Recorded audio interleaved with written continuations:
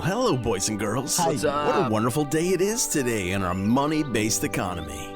Well, What? sit back and relax and get ready for the guy who's about to ruin everything. I'm Lars puzzled. Ulrich? Are you really seriously suggesting that Jesus Christ was a mushroom? Wayne, Jesus was a mushroom Roberts. Oh, that You are dealing peckerhead. with a secret cult, a secret society. That's funny. Welcome to Waning Interest. Welcome to the Waning Interest Podcast. Our number 50. Holy shit, we can now join the PBA 50 tour. It's Unlocked Wednesday. Again, full instead of an ish, because obviously this is following the heels, right? What? Of the 30-minute 50-ish podcast that I did and put out a few hours ago. So this is the full 50. And like I said, PBA 50 tour. How fun. I know some of you whips are bowlers. I just watched the finals from the 23rd from Anderson, Indiana. Ron Moore, 279. Walter Ray Williams Jr., what did he finish with? I think 2-teen. Just kept getting raped with 10 pins. It is July 31st, 2019. It's Mama's birthday. Mama's birthday, which I already said in the previous hour, but again, happy birthday, Ma. Maybe, just maybe, the radio story coming up, maybe have something to do with my Ma. Maybe. We are the smallest click on the internet. It is Unlocked Wednesday. And I'm just the pinball in your favorite machine. Bing, bing, bing, clack, clack, clack, ping, ping, ping, clack, clack, clack. Whichever melody you want. You pick the rhythm. You want to go ping, ping, ping, ping, ping, clang, clack, clang. Or ping, ping, ping, ping, ping, clack, clack. Whatever you want, man. It's up to you. You know why? Because you can pause it and play it over, and you can maybe do something with it. You can make it stutter if you want, you know? You can make this into a song. And it's a special hour because we're at the number 50. I've got something special planned at the 30-minute mark. I'll be playing back some shit. It's Special Wednesday Joke Day. And of course, Radio Story Day. If you're new to the podcast, whips already know this shit. Right? Right. See? But if you're new, this is Unlocked Wednesday.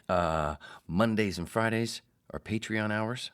Mondays, I talk about, tell bowling stories and stories of the, whatever, if you want to call it an acting career.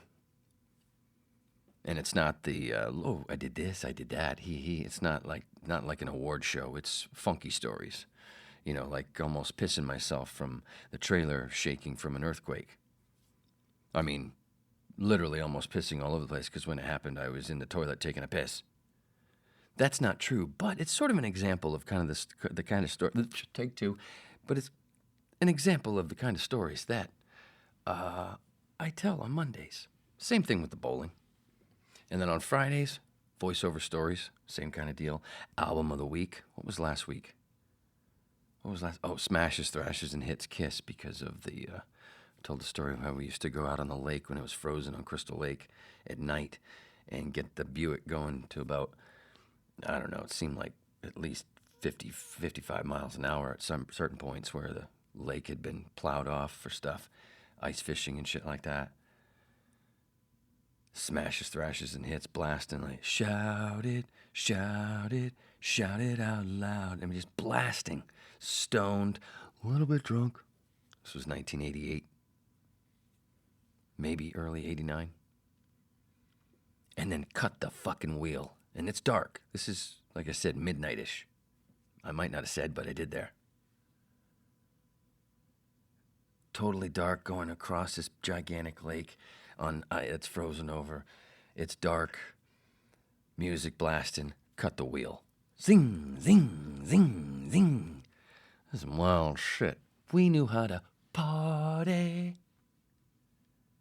I wanna rock and roll all night and party every day. I gotta stop there because otherwise Kiss will have me pulled off of YouTube or want me to pay. It's so stupid. Hey, did I tell you we hit a milestone on downloads today? Again. Thank you. Kaboom. I saw that number. I went, I'm not telling you what the number is because we're discreet around here. But I saw that number. I went, whoa, that's a nice little jump. What happened there? The shows are getting better. Why? Because I'm drinking coffee and not just, I'm on 2 meds instead of 1. Yeah, the dose of cannabis. And when I went back to put together what's coming up at the 30-minute mark, I noticed, because I had to go back through the early shows, and I was like, whoa, man, listen to me, dude. Like, oh, that's before I started drinking coffee. And not like all the time, just for the hour. There's a big difference. Just as good, but different, if you're new and you want to go back. But go back slow. Like today, right now, in this first 6 minutes and 45 seconds, it seems like we've been going to about 65 miles an hour the whole time. Well, you go back to the first few hours of the show, and it sounds like we're doing about 20. We're just more relaxed. Doesn't mean it ain't no better. It's just a little more. How are you? Have a seat. Have a smoke. But here we're like the pinball because, ooh, look at this caffeine.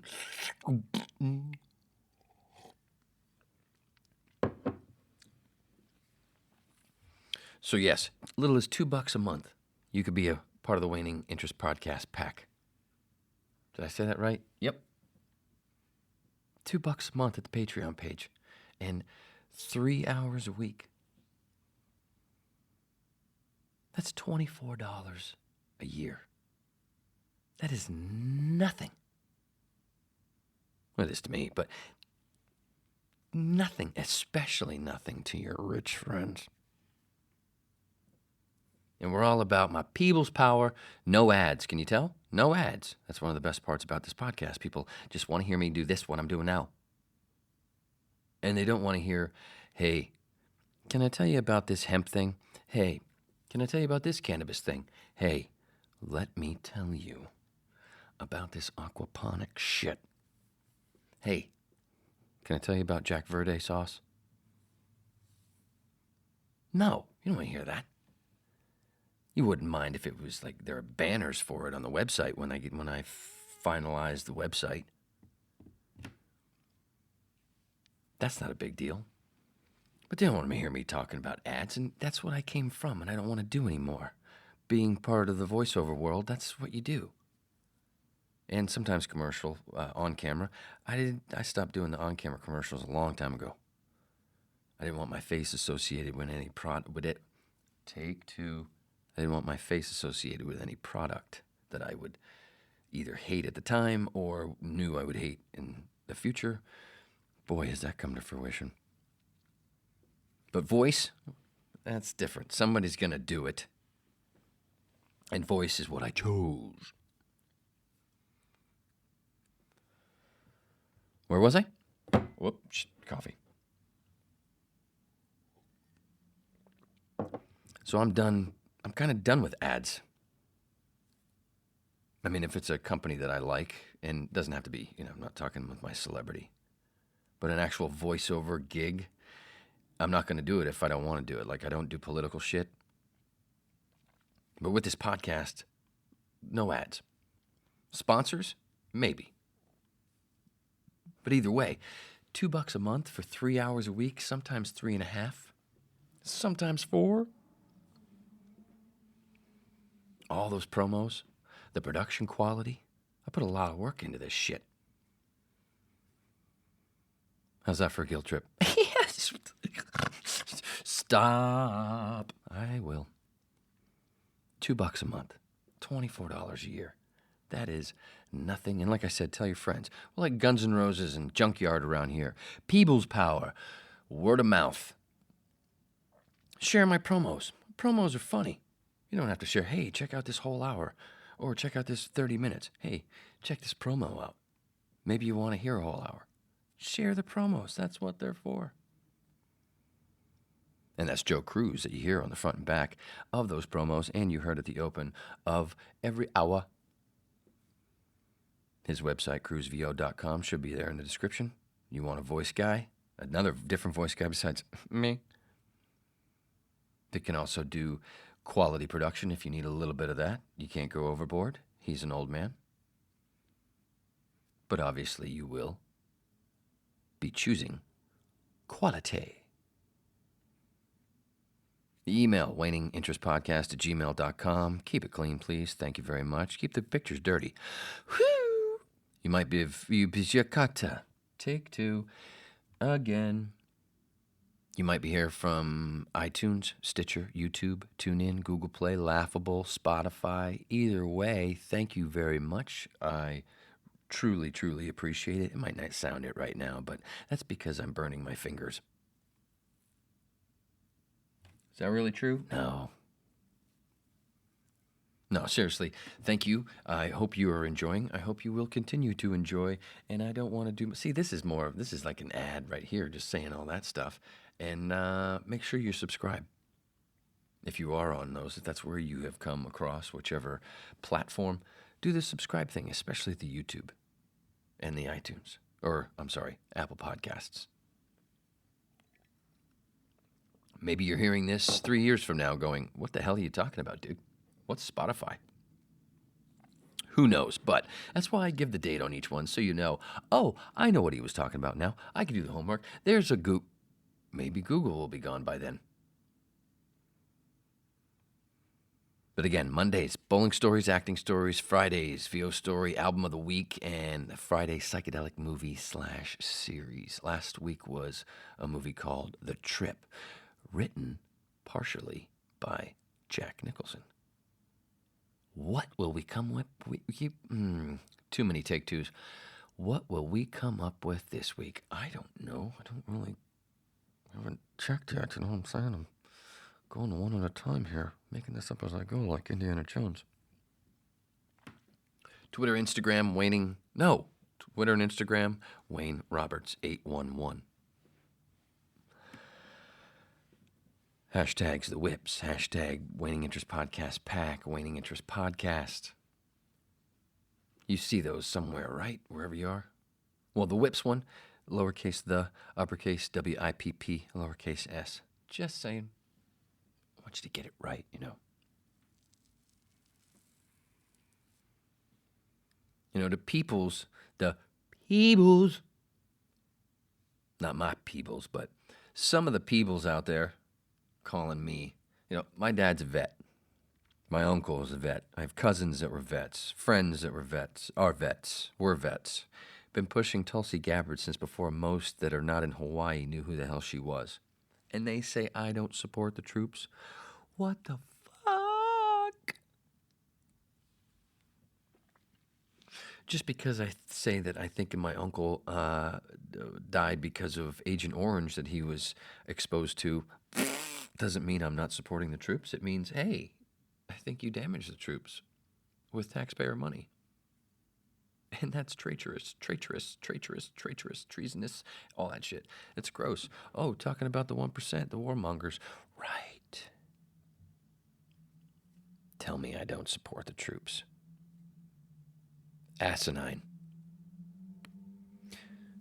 Think that's a bike or a truck? I'm going with bike. Crotch rocket. Honda? Kawasaki. Happy birthday, Ma. Again. In the past, I think it was Christmas. I forgot to ask her before I started recording. Out of all the gifts that I got my mom as a kid when I was growing up, I always wanted to get her something big and make her really go, wow. I did it a few times. And then sometimes I just wanted her to laugh her ass off. or both, and everybody else watching. And I'm sure everybody's done this, right? I did this to a girlfriend once with a pair of sunglasses. I did it to one other person. I can't remember who. I know it's 3 times. It's definitely a trinity. I can't remember that other one, but the other one I do remember, but I can't remember if it was a birthday or if it was Christmas. But it was from my ma. And it was a nice pair of earrings. I think, how old was I? 15, I think? Ish. It was definitely an ish, seeing how it would have been Christmas, and that's halfway through the year, which would have been halfway through my birth year. So, yeah. Man, hit it every time. But what I did was I had those in the normal box, and then I got another box that was a little bit bigger, and then stuffed it with shit, and then put that box in, and then I got another one, and then another one, and it had a big box that would have fit a TV back in the day, you know, that when TVs had a back. It was a good TV-sized box, but not one of the heavy, thick ones. Cardboard. A little bit lighter than that. But there was like 6 boxes to get to. It was great. That was so much fun. If you've never done that to somebody, please do. It's a blast. Like I said, I did it to her. I did it to her for sure. Like I said, I did that same thing for a girlfriend a bunch of years later with a pair of sunglasses. Were they Varney? I think I spent like $110 on these shades. And did that same thing with the boxes in front of her parents and her sister and some other friends. They loved it. A couple weeks later, we're going somewhere and we're getting into her car, so she's driving. I go to get in the passenger seat. I go to sit down, and she goes, "Hold on a second." And her shades that I got her are sitting there on the passenger seat. And I said, "I got them." And I pick them up, and then I go to close them because the arms are open. And she goes, "Don't do that," and snap. She had already broken the fucking things and had super glued them. And I broke the super glue action. Never spent that much money on a fucking pair of shades since. The most I spent since, maybe $25. Except for the ones that I have now, but those are different because they have a prescription thing.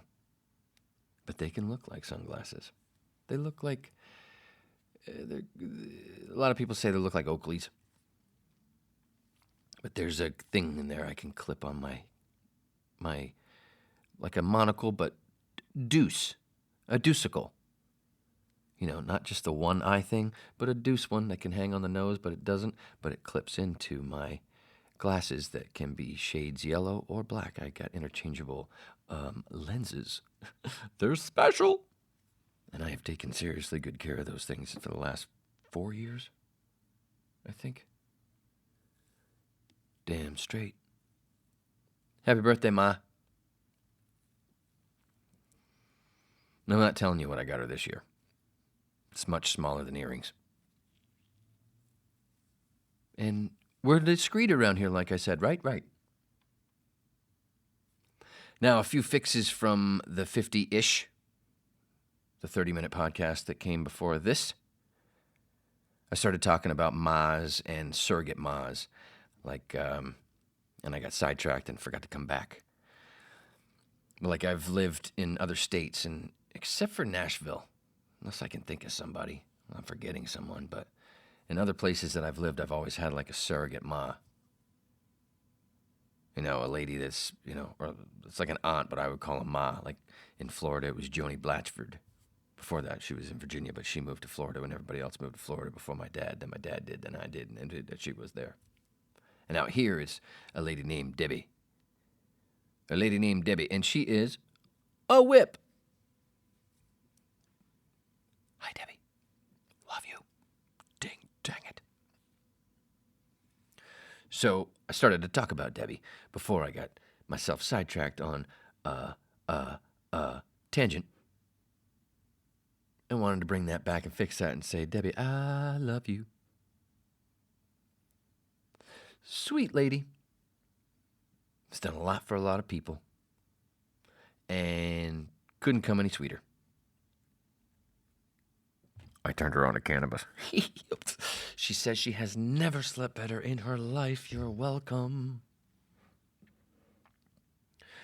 I talked about the psych ward in that last last podcast. The 50-ish. And I mentioned integration was part of the problem. It wasn't just like some manic episode. I think it was part of that was part of it, yes, and that would be the diagnosis, the black and white diagnosis, and there are different kinds of those, I believe. And mine, I believe, came from stress and not doing the right integration before and after, which is what the shaman is for when you use a psychedelic. Because this was the most I'd ever had when I went to Ojai and did that. And doing it in Ojai, which is very spiritual, I'm not religious, any of that stuff, but I do understand through being a psychonaut the levels and like this. It's not just us. It's much bigger. We're all just looking in mirrors and seeing a weird reflection and forgetting that it's actually us, if that makes any sense. A little bit. Thank you. But that's why, like with the PTSD/PTS, they're trying to move it to. Take off the disorder. That's why it's working so well for those people with the MDMA trials that they're doing with MAPS for the last bunch of years, where they do the integration. You were with a well-trained therapist for a couple of weeks, talking about stuff before you do it, and you're there with them, and it's an overnight thing when you do the first session with MDMA, and then it's another 3 weeks of daily sessions, I think an hour or whatever, with this constant integration, and then after 3 weeks, another session, and then another 3 weeks integration, and another session, another 3 weeks integration, something like that. And sometimes it's a placebo and not actually MDMA. But, wow. When your success rate is close to 90%, you got to get more eyes on it.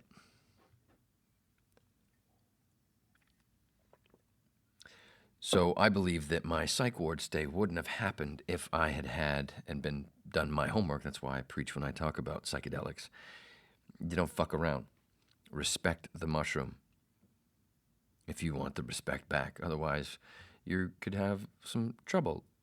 I know from personal experience, and you don't want to do that, man.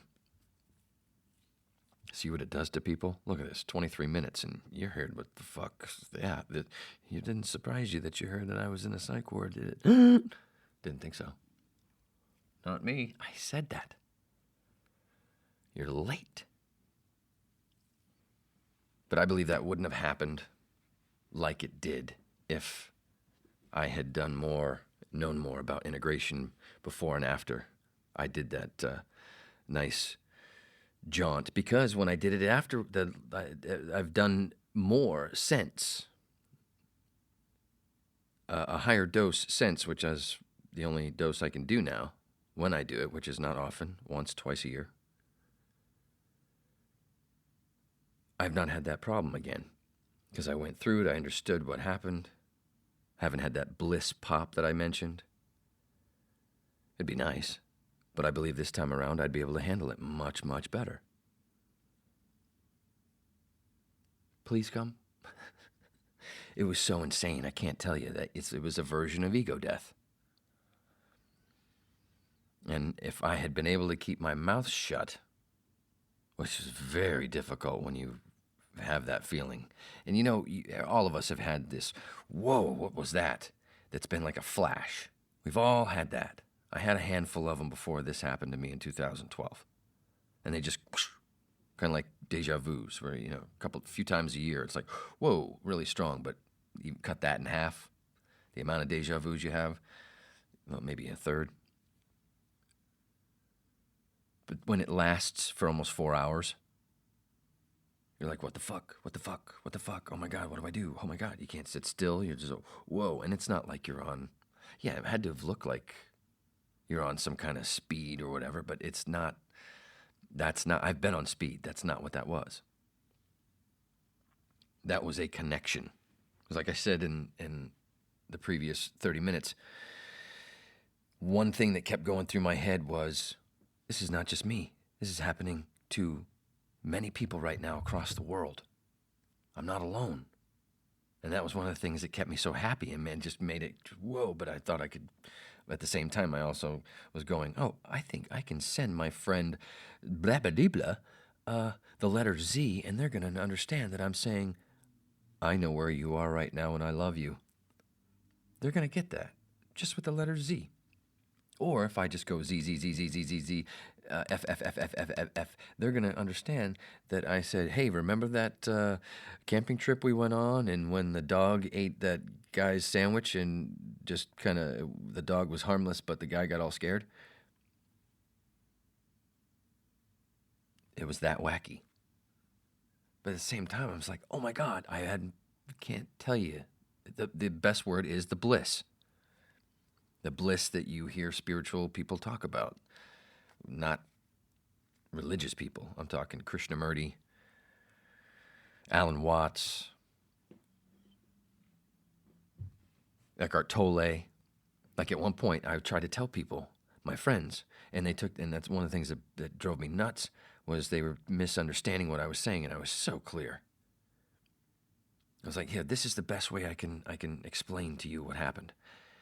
And I showed him the introduction to The Power of Now, where Eckhart Tolle talks about how depressed he was and all that stuff and all that stress, and all of a sudden there was this pop, and they explained it in just a few paragraphs of how he started feeling, and it lasted all that time. Like, this is what I'm saying. Oh, you think you're Eckhart Tolle? I'm like, what?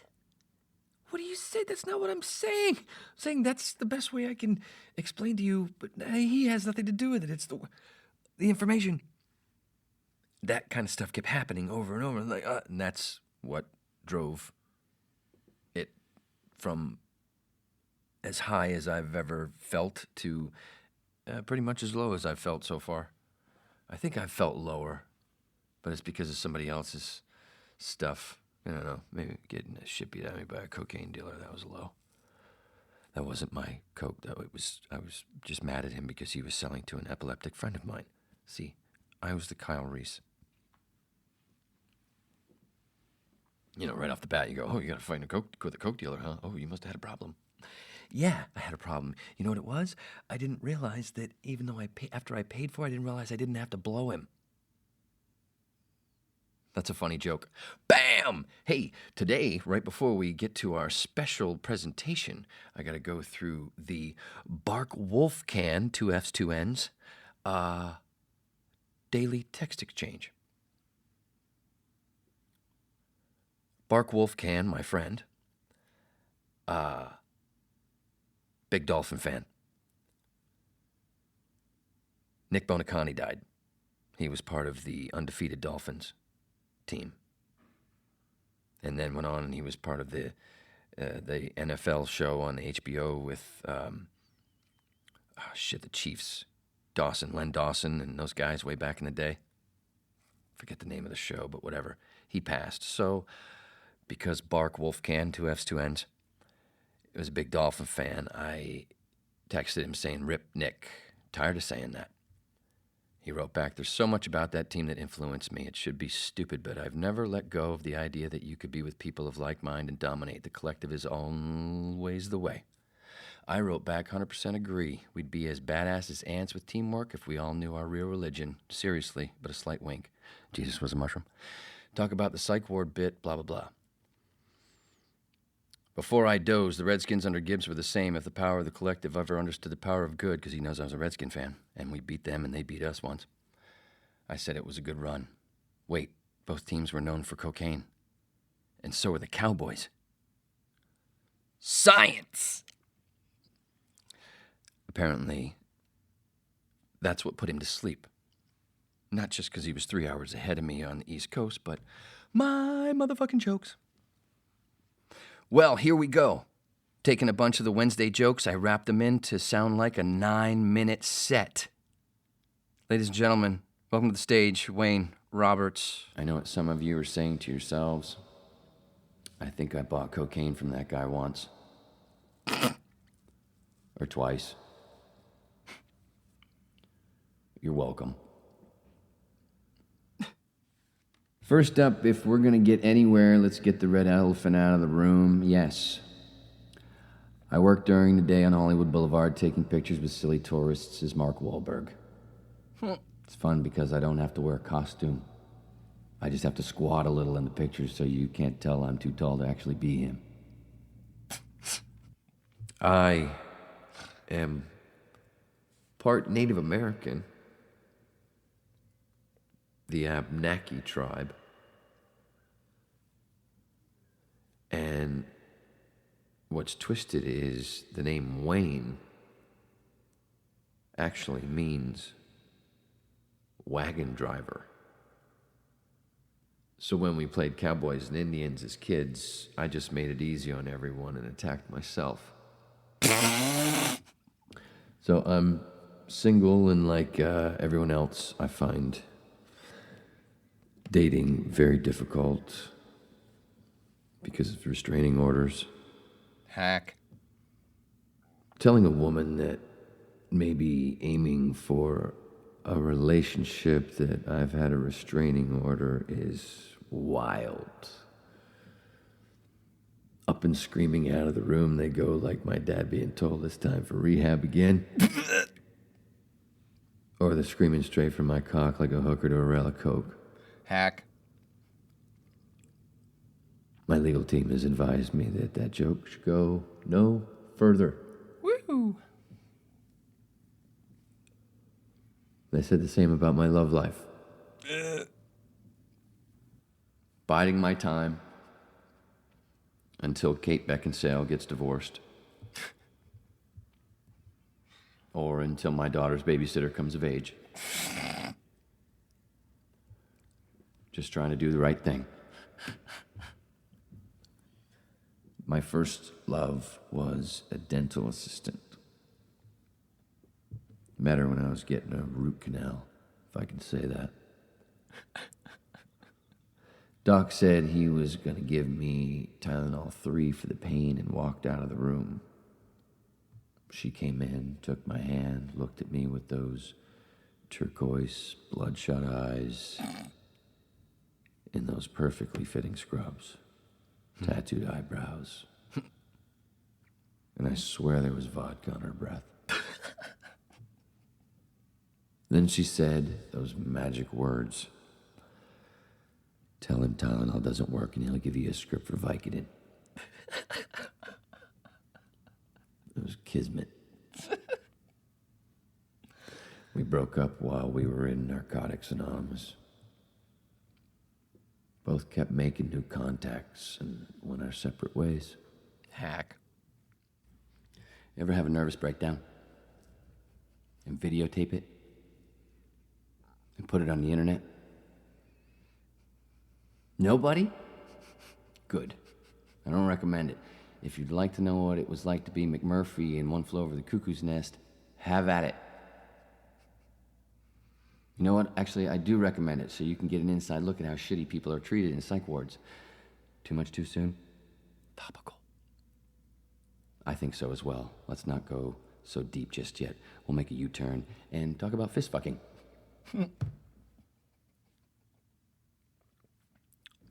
Any Goonies fans here? Sloth love chunk. They call me a conspiracy theorist, such a stupid phrase. I like to think of myself as a grown-up Mikey from the Goonies, with a lot of mouth and data thrown in. And if Mikey's parents were alcoholics, and Dad also abused cocaine and thought he was black. It's kind of crazy how some people react and think I'm too harsh and honest when I talk about my mom, until I tell them that she worked for the IRS. Then I get flowers. FYI, my favorite are peonies. However you pronounce it, I think they're pretty. I grew up around horses and other animals. But I don't want to talk about my family. Except my dad. Coolest goober ever. Looks like Bill Lumbergh from Office Space, but talks like Richard Pryor. It's like a blind man eating said banana and saying, "Funny, this doesn't taste yellow." What? He takes pride in his eloquent vernacular, the only white dude I know that can make the N-word sound like Shakespeare. And he's got his own scientific terminology for the human anatomy. From the Book of Larry, or what I like to affectionately call Larinese. I like the name because it brings the Middle East to mind. Your nose is your sniffer, your mouth is your suck, your legs are your chalky stockies. For crackers only, of course. Imagine my first kindergarten when little Wayne had to use the restroom and told the teacher that a gopher was peeking from his turd cutter. Thanks, Dad. Want to get America out of debt. Everybody talking about debt. Want to get America out of debt. They just spew that shit all the time. Well, why don't we take all the anti-gay marriage, all the pro-lifers, and 95% of all politicians and stick coal up their vice grip tight assholes? And then follow them around with a pooper scooper and pick up all the fucking diamonds. I'm on really heavy medication right now that's making the room pulsate, so whatever happens, I fucking killed. It also messes up my belly a bit, so if I drop mud in my pants, it's not part of the show. You know what prison is? Linked in with uniforms. Heck. And much more useful. Like all of us, I've got some crazy neighbors. Some of mine make me really paranoid. The other night, a couple of them were banging on my door at 3 a.m., scared the hell out of me. Luckily, I had company, an 8-ball of cocaine, and my drums. Heck. Bubba Kush solved that one. Smoke cigarettes, menthols, to be specific. So, of course, a lot of people assume that I'm black. Heck. People say, Wayne, if you give up those cigarettes, food, and nature, it smells so much better. And I say, true, but my Uncle Tommy will smell a lot fucking worse. Have you ever been in a room when he takes his fucking shoes off? Has he ever hugged you? I rest my case. But I smoke, eat tons of sugar, and do drugs because I'm into erectile dysfunction. I'm doing the world a favor. Thanks to my parents' drug and alcohol abuse before I was born, and now my abuse, when I blow a load, it looks like a Rubik's Cube. And who wants that? Besides Stephen Hawking. Did I tell you holy water is really the shaman's piss? Because if there wasn't enough of the local psychedelic for the entire village, his piss would have the same effect. Golden River, Yellow Brick Road, Yellow Submarine. Anyone? And that was a scene from the upcoming The Joker movie with Joaquin Phoenix, written and directed by Todd Phillips.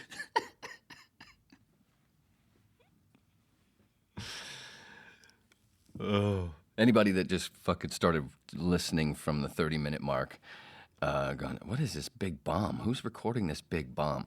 So what that was on Wednesdays. Wednesdays normally joke day, where I would tell one of my older things, like from the first couple of years I started doing open mics way back in 2014, 2015. And I would tell 1 or 2, sometimes 3, all this every Wednesday up until this point. I've told at least one. And so I took most of them. Some of them were ponderous, where I can't believe I was really dragging out, especially, like I said, in the early hours of this podcast when it was cannabis only and there was no coffee to be heard of. Just finished this one. Son of a bitch. 20 minutes left. No, I should be good, but that speed.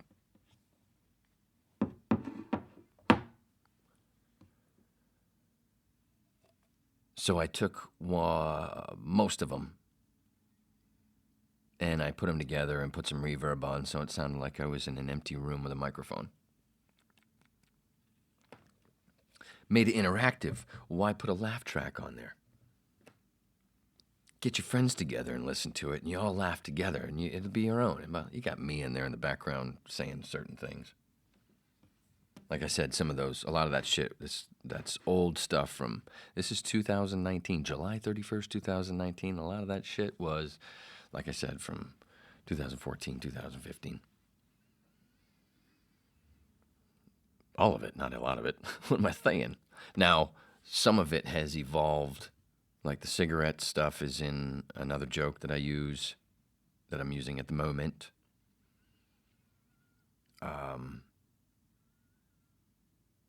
Stephen Hawking wasn't dead yet when I wrote that Stephen Hawking thing.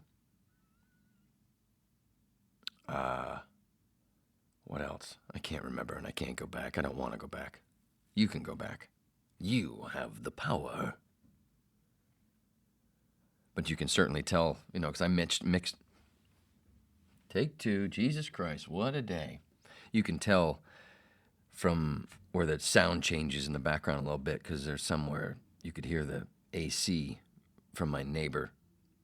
So the sound changes a little bit on each one. And also the vibe varies from some are like this and some are like this, which that's the early stuff. So I mixed and matched. I didn't do it chronologically.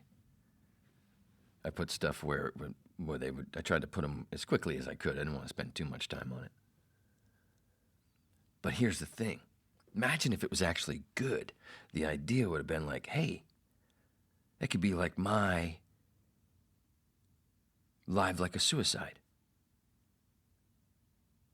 The GNR, Guns N' Roses, Live Like a Suicide, their EP that they put out before Appetite for Destruction, which sounds live but wasn't. It was done in the studio, Pasha Studios, and then they put the crowd underneath. Nice Boys, Mama Kin, Moved to the City, Reckless Life. And then they re-released it as the second side of GNR Lies with Patience and 1 in a Million and You're Crazy and what was the other song? Patience, the slowed down version of You're Crazy. 1 in a Million, and Son of a B. Right? Right. GNR Lies. I didn't plan on doing this, but have to. What was that fourth song? I'm a big GNR fan, and this is going to seem so crazy when I see it. I'm like, duh. Used to love her. Duh. But I'd like hell. Anyway, if that was actually good, that's what we could do is put actual crowd under it, or you could do it, as whips if you want. Just it's a fun little thing. It's there for you. You could take that little snippet out. I'm in there low enough probably to where it doesn't really bother anything. But you watch that thing, and then record you and your friends, and then double it up or whatever, and then kind of like the people make the Joe Rogan talking to Joe Rogan shit. Or make the tune thing. I'm looking for some whips that'll do that shit just for fun. I don't care. Just for fun. No, I can't pay you. There's not enough whips yet. You pay me, and I share. Something like that, whatever. But it's not good enough for that. Somebody could tighten it up. It could be better if I actually wanted to take the reeds and tighten them up some more, but I just left them like they were, like I recorded them. Shuffled them all together, put some reverb on. Made it sound like a 9-minute bomb. That's fun shit. That's the celebratory part of this hour of the Waning Interest Podcast. we made it to 50. And if you really want to get technical, it's not. Now it's 50. Now that we went past the 30-minute mark. Now is actually the 50th hour. The first half hour of the actual 50th hour. Because there's been a couple. Now there's 3 30-minute. There's 3 issues. And with those, I went ahead and went with the next number up. But with this one, I didn't. So, if we were at 48, and 2 of those were actually issues, that would make it 47. So then 49 would be 49. And then the ish before this, the 50-ish, would be the first, would be that first hour, the last part of that, right? Or something like that. And then this, and this is, yeah, you know what I'm saying. As crazy as that sounded, it does make sense. It's me!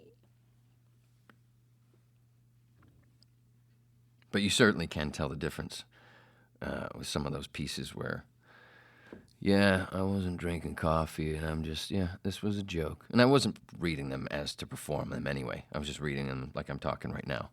And some of them I was like, wait a minute, I can't remember. What was that? What are the words? And I would put it down, and then I would copy it onto my notes, and then try not to look at it. I'd look at it a few times, just kind of go over it, and then try to pull it back out of my ass. Strange place to put it, I know. But did you know you get higher when you go up the butt? A little bit quicker? That's why all those kids, there's been people that have died from butt-chugging alcohol. Heavy-duty shit. That's why they have booty bumps, with drugs and stuff. And I'm not recommending. This is not for recommendation. This is just information. Because I like to spread it. And the information, too. Thanks, Neil. He said spread it. But how about that? We have made it to 50. Now it's time for me to coast, right? I made 50 hours of a podcast. That's a lot for me. It's a lot because I've done it in such a short period of time. It's like everything else. I got good real quick. That's a joke, but sort of, but kind of not. We started in what, April, May? So it's only been 3.5 months, I think. Yeah, 3.5 months. Because we're just starting August. Tomorrow is August, so July, yeah, June, and the month before that, and the half month before that. 3.5 months. Hit a big milestone today. Hit number, of downloads. Hit number 50 in hours. Had a little celebratory putting all those Wednesday jokes together. A beautiful 9-minute bomb. It was beautiful. Because it was so well produced, and obviously I didn't give a fuck that I was bombing. Maybe it's because I wasn't really on a stage. Like Guns N' Roses, Pasha Studios. My buddy Jeff Oliver Madley Clark that turned me on to the whole Jesus was a mushroom thing back in 2005, where I said, Jeff, get the fuck out of my studio. Jeff, get the fuck out of my studio. It was 2 or 3 times. And then I looked for myself and went, and I've been here ever since. He worked on Live Like a Suicide. Or was it he was there when they came back there to maybe do Appetite? I think he was there for Live Like a Suicide. They recorded it in studio, and then they put the crowd underneath. So it sounds like a great live show, but it ain't. Kind of like that 9-minute set of mine, but nowhere near as good. Wasn't meant to be, remember. If you're new, it wasn't meant to be. I wasn't performing it. I don't perform anyway. But I do know that coffee, like I like myself here doing these hours better with the coffee than without. It's the same thing when I'm on stage. I tried to do the relax thing, doesn't work. I got to be bouncy, a little bouncy and goofy. And it works because my bits aren't real long. So there. And once I'm no longer feeling as ill as I do, I'm gonna get back on that stage real quick, ladies and gentlemen who will not be there. Most likely. Wait a minute. No. There are a couple of whips that are comedic friends. They learn a lot from listening to this jackass. They learn what not to do. Speaking of what not to do, it's time for the Wednesday radio story here on the Waning Interest Podcast, January. Unbelievable. It's the Wednesday radio story here on the Waning Interest Podcast, July 31st, 2019. Happy birthday, Ma. Radio story is this. Back in, if you're new to the podcast, I worked my first radio job, WIOD in Miami. Big-time radio station. Can't believe I cut my teeth there, but I was there in this first couple of years. We were in a place that was located in North Bay Village, 94 to 96. And in 95, I think it was, Mother's Day of 95, I used to work the overnights on Fridays and Saturdays sometimes at one point, and then my shift changed, but at a certain point I was doing that, so I was there for when the tape stopped at 6 a.m. and a live show started. And at this point, on Saturdays and Sundays, it was with this guy named Larry Justice. And I gotta tell you, it was awful. That guy was fucking terrible. He makes me look like Phil Hendry. That's how bad this guy was. And I don't know if I can tell another Larry Justice story if I'll have time. But anyway, this might have been because he started being nice to me because of something previous that had happened, which is another story, which I'll tell that one in a second. As I was getting ready to leave,